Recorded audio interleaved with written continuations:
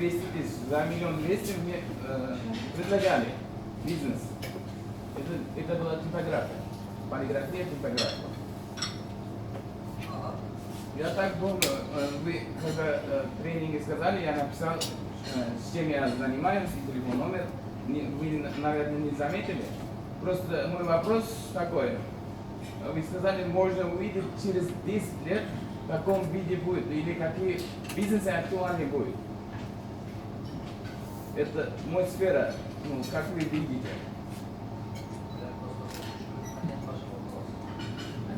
Полиграфия, реклама.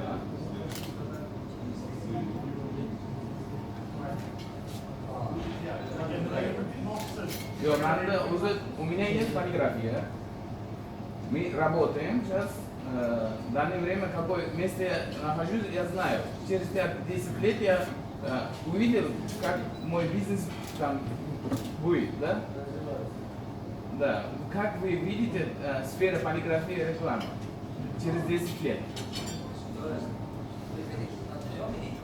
Да. Просто зачем усложнять вопрос? По-простому скажите, как вы видите будущее полиграфии? Да. Вот так вы количество зачем? Я видел свой бизнес, но там потом как просто запутался. Если не занимается рекламой бизнес, грубо, если типография и так далее, вместе. Один из будущих, потому что люди к этому все равно придут, потому что люди будут все равно читать. Хотя будут электронные книги много, электронные вещи будут, но все равно сначала будет бум электронный, а потом обратно придут на бумагу. Так что у вас хороший успех, продолжайте. Если вы создадите хорошую команду, вам надо просто оборудование, только то оборудование, которое, даже если одна штука книга, можете печатать. Именно полиграфия, когда книги, журналы это печатают, почему она зависит от тиража? Почему? Потому что это старое оборудование. Старые оборудования, они были такие. А сейчас есть оборудование, которое вы можете даже одну книгу печатать, тоже сами цена обойдется. Можете 2 штуки книги заказать. Представляете? И те печатают, отдают. И цена обойдется точно такая, как полиграфии заказали бы там 100 000. Вам надо вот к этому прийти потихонечку с цифровой оборудованием. И все. Это ваше будущее. Работайте сейчас, поработайте, можете реклам, а потом, когда чуть обороты поднимется, купите себе хотя бы пару станков с цифровой оборудованием. И эти, то, что у вас есть, продайте их. Потому что на них вот будут заказа мало в будущем. А те обороты, которые я говорю, у них будет себестоимость дешевле. Откуда я это знаю? Я же книги печатаю каждый день. Я постоянно изучаю, где что чего двигается, фотографирую, потому что это часть моего бизнеса с этим связан. Что? Пожалуйста. Так что работай, чтобы развиваться. Фотография в Узбекистан населения через 10 лет будет еще где-то на 2-3 миллиона больше точно. Согласны? А им всем надо книги тетради. Всем нужны будут все. Пожалуйста, следующий.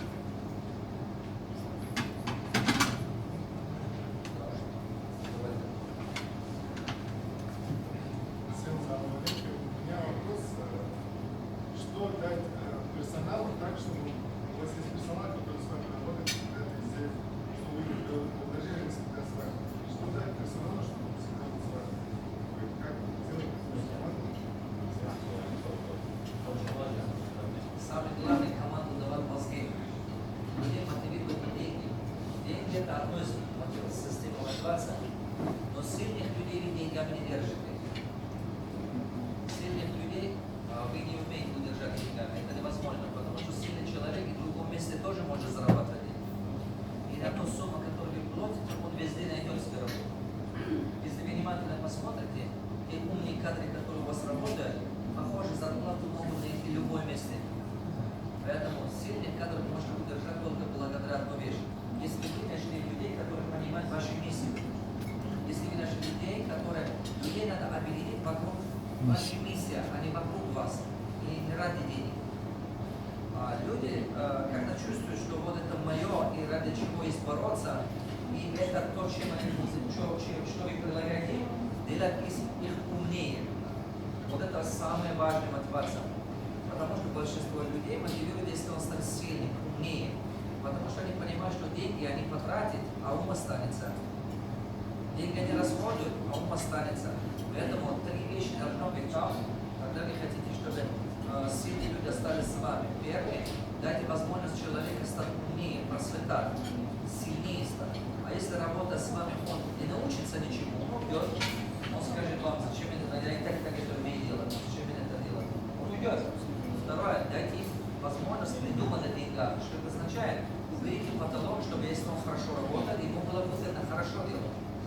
Вы должны понимать, что 95% людей из 98% случаев жизни всегда делают то, что им выгодно.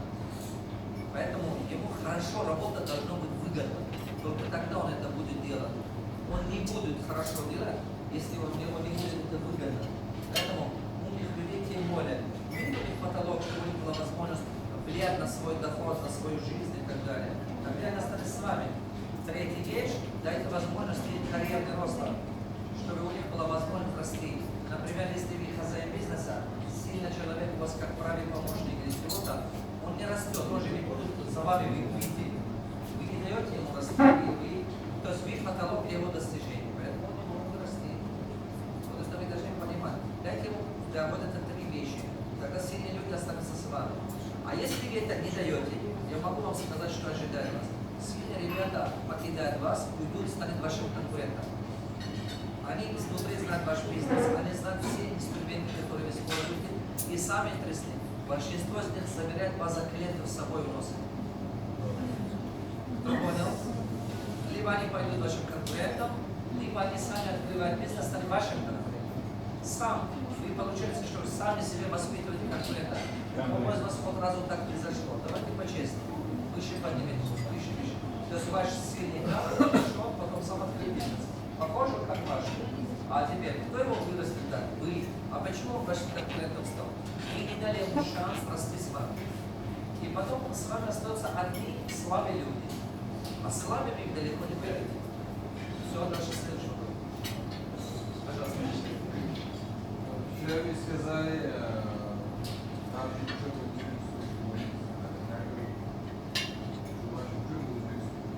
Чего?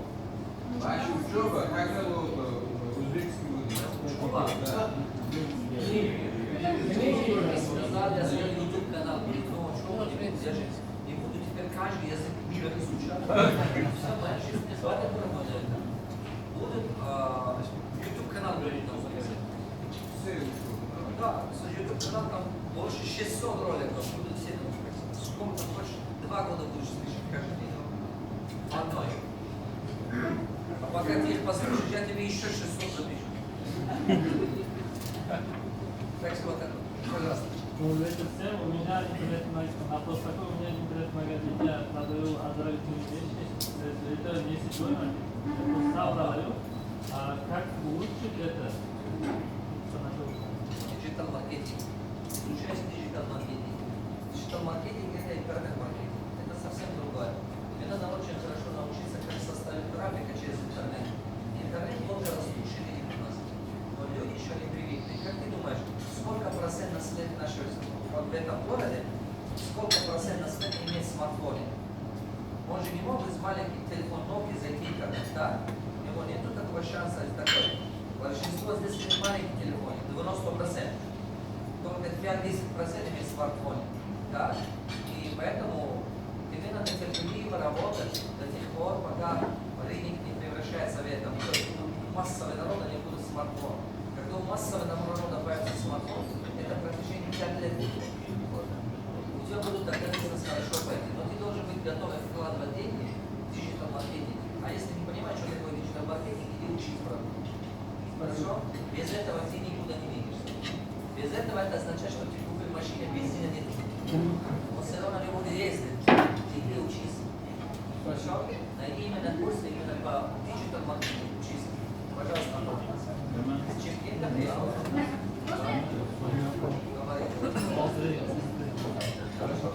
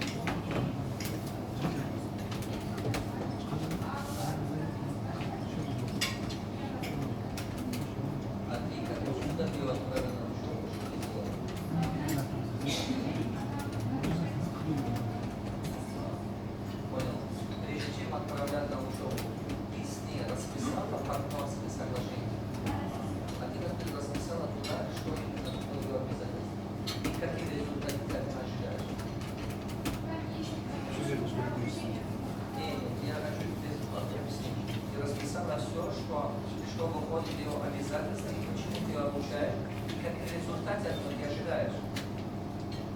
Если ты человека нанимал на работу, сделал свой партнер, но ты не расписал партнерское соглашение о том, какие результаты ты ожидаешь от него, а соответственно человек, который раньше не имеет бизнес, теперь имеет спокойный пассивный доход, и расслабился, зона комфорта попала, и доход устраивает, раньше она меньше зарабатывает, теперь чуть больше. А зачем ей напрягаться? Ты создали условия, чтобы ей было, понимаешь, ей выгодно не работать. Ты должна понять, если ты создашь условия, чтобы человеку было выгодно не работать, а получать эти деньги, он не будет работать.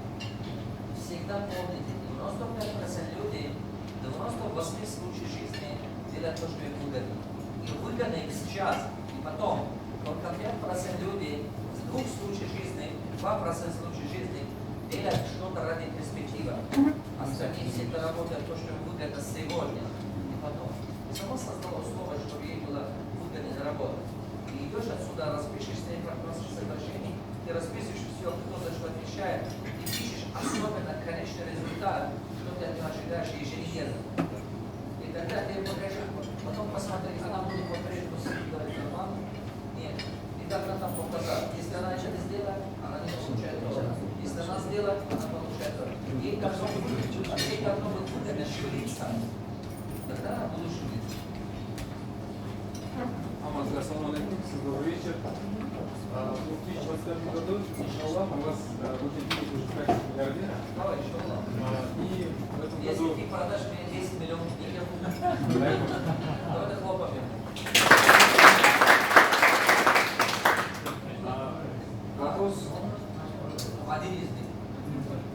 Вопрос, в этом году вы встречались в Австралии с Питером Деймосом, и вот в течение 6 лет у вас запланированы еще встречи с другими миллиардерами в мире. Первый вопрос, именно с какими миллиардерами вы будете встречаться? И Мой план. да, план. Спасибо большое. С кем буду встречаться? С кем будете встречаться? Когда? В данный момент у меня план стоит всего 3 на данном этапе. Это Алишер Усман, потом Джек Ма, это Ричард Брэнсон, еще один миллиардер, он тоже в Алмате, хозяин Домодедова. Вот у меня есть 4 миллиардера, которые в ближайший год, 20 год я планирую встретиться. И чтобы Пума, и так далее, и так далее. Как построить бизнес на миллиард. А кто могут вам показать это? Кто это сделал? Это единственный способ. Понимаете, человек, который сам не это делал, уже не может вам показать, как это делать. Джек Ма — это хозяин Алибаба.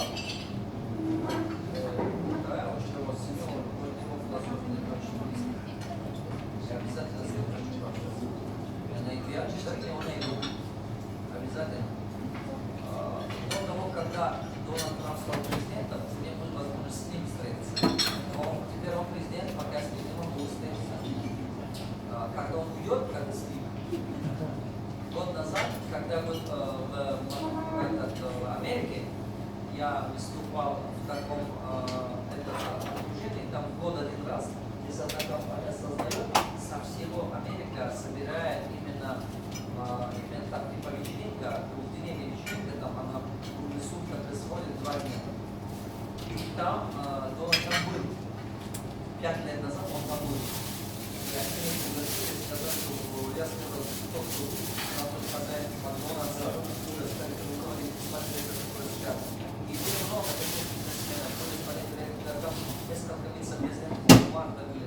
Я там именно познакомился с одним вице-президентом Walmart. Это крупнейшая компания, понимаете? Были несколько миллиардеров, я их не забываю, вот это иностранные там. Они своими самолетами прилетели. Но Дональд Трамп погиб, потому что как раз он уже стал президентом. Вот так. Поэтому я думаю, что когда он уйдет, получается, что через одного человека я знаю Дональда Трампа. Через одного человека. Это так классно, да? Через одного человека вы можете найти кого-то, кто вам покажет. И следующий, кто кого будет советовать, когда он уйдет, даже если я не стою ставить, они ответственно делают. Президентом, сейчас собрать все равно, ты делай это, зачем? Я буду вести так много хороших людей.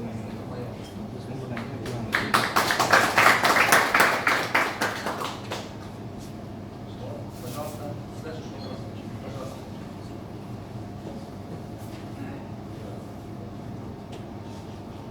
Сколько у вас апрелей? Четыре апреля.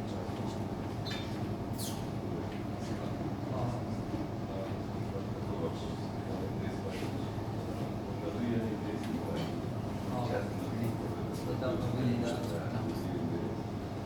Я продал основное имущество перед вводом НДС. Ага. Вот пока мы вместе, я НДС перешел. Потом она спокойно решили, а НДС уже не включил, Вау. теперь рационально ему сказать, давай пополам, сделки же. Он может платить, еще не платить. Платил, но он нечто время прошло, а Можно тут месяц спросить, пришел. сделка, когда вы заключили контракт на нотариусе. Нет, мы сделку сделали. Я же И получилось так, что я купил офис, это было в Куджанде, и потом по каким-то причинам вот меня не было, и как-то так случилось, что мы 5-6 месяцев не оформили его. Но когда мы оформили, мы успели оформить на себя или нет, спустя пару месяцев, я узнаю, что спустя пару месяцев всего лишь, я узнал, что там бывший, то есть мы купили у человека, получилось, что это было дом Бита, и бывший советский дом Бита. В 1996 году по приказу мэра города она была уже поставлена на продажу, кто-то его купил и так далее. Потом, в общем, 6-й или 7-й рук был я. 6-й или 7-й рук. Понимаете, да? Но мне говорят, что, извините, приказ, который в 1996 году аннулировали. И кто-то приходит, закрывает мой офис и меня выгоняет. И нам говорят, уходите. Я позвал этому парню и сказал, почему ты мне продал то, что да, это такое. Он говорит, я не знал. Я говорю, ты просто, наверное, скорее знал. Поэтому ты продали его мне. И он говорит, клянусь, я не знал. И он мне говорит, знаете, да, Влад, иногда надо уметь потерять. Я говорю, что ты имеешь в виду? Он говорит, я не знал, говорит, что так будет. Откуда я знаю? Я, говорит, продал точно так же, как купил. Я купил его полгода назад и продал, потому что деньги нужны были. И вы оформили у себя, забрали себе и так далее. Откуда знаешь, что было? И я потерял больше половины денег, которые платили ему. Моя ошибка была, почему я потерял? Потому что он оказался хитрым. Обычно у нас как? Они когда нотариус пойдет, говорят, можно меньше сумму укажем, чтобы налог был меньше? И меньше сумму указали на нотариус. И, соответственно, когда 2 года судился на Верховном республиканском суде, я выиграл суд, и мне, соответственно, давали тот сумму, которая была на документе. А получается, что это за мою глупость. Зачем я согласился, чтобы он написал? Мне надо было требовать, эй, подожди, парень, ты сколько денег брал, вот столько и пиши. Это мой совет к вам. Если у кого-то что-то покупаете, требуйте, что я всю сумму написал. Никто не будет вас жалеть, если что, запомните. Я мог с трудом еще 2 года судился.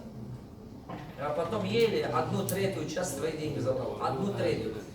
Понимаете? Ему год предлагают подождать, что-то износ. Ага. Потом я сам хочу. Вы подумайте как-то-нибудь. В общем, если он вам сказал, давай подожди, получается, что он тоже участник того, что вы попали на эту расход. Он должен брать на себя это. Знаете, должно быть справедливость. Будьте стойки справедливости. Это очень важно. Пожалуйста. У меня